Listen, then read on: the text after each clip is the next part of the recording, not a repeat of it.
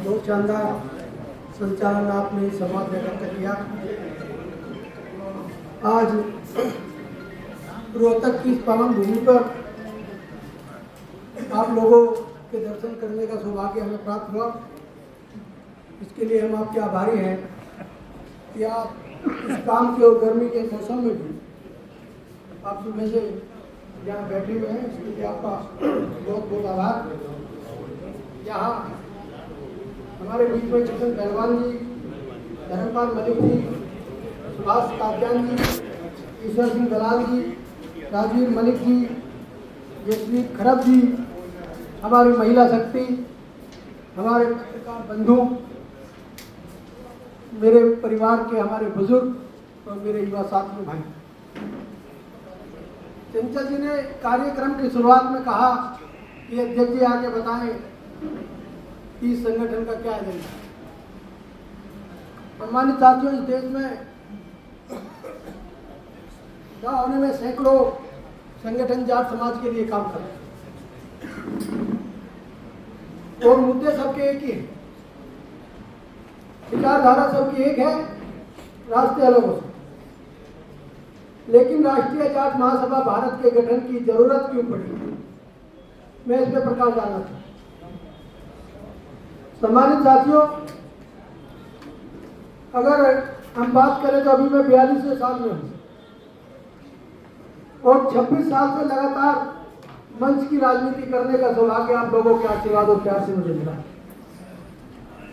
लेकिन एक चीज हमने वहां देखी कि जहां जाट की बात आती है तो सब सरेंडर कर जाते, राजनीतिक दलों के लिए या दूसरे संगठनों के लिए जाट मतलब बिजली का ग्रहण।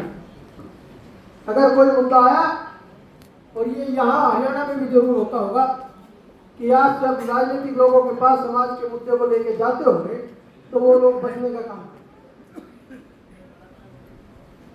हमने महसूस किया कि इस तरीके से तो कम से कम जाट समाज तो अमलावारिस हो गया, इसकी कोई कहने वाला है नहीं। अब जो लोग बाहर खड़े हैं, मैं निवेदन करूंगा आप अंदर आ जाए। तो सम्मानित साथियों, जो संगठन बने हुए हैं उन संगठनों की जो कार्यशैली रही वो ये रही कि round table meeting Delhi, Noida, Gurgaon या बड़े शहरों में, चंडीगढ़ जैसे बड़े शहरों में करके उन लोगों ने फरमान सुनाया और समाज को अपने पीछे लेके चले। मैं आप लोगों से पूछना चाहता हूं कि किसी भी एक संगठन का कोई एक पदाधिकारी गांव में उस भाई की मदद करने के लिए आया जो समाज में सबसे आखिरी पायदान पे खड़ा हुआ, सबसे कमजोर भाई है, उसके लिए लड़ने के लिए कोई गांव में आया या नहीं, मैं पूछना चाहता हूं। आता है क्या कोई? बताइए, आप मुझे जवाब दो। आप सब जिम्मेदार लोग यहाँ बैठे। तो क्या करना है संगठनों का? संगठन बनाए जाते हैं अपने लोगों की मदद के, अपने लोगों के सम्मान और स्वाभिमान को बचाने के। इसलिए हम लोगों ने तय किया कि हम एक ऐसा संगठन बनाएंगे कि इस देश में कि तो इस जाट समाज के आखिरी पायदान पर खड़े हुए सबसे कमजोर भाई के सम्मान और स्वाभिमान को बचाने का काम करें। और लगभग नवंबर में 3 साल आपके संगठन के पूरे होंगे। सम्मानित साथियों, सैकड़ों ऐसे काम इन 3 महीने में आपके संगठन ने किए जब आपके लोगों के सम्मान और स्वाभिमान को बचाने का।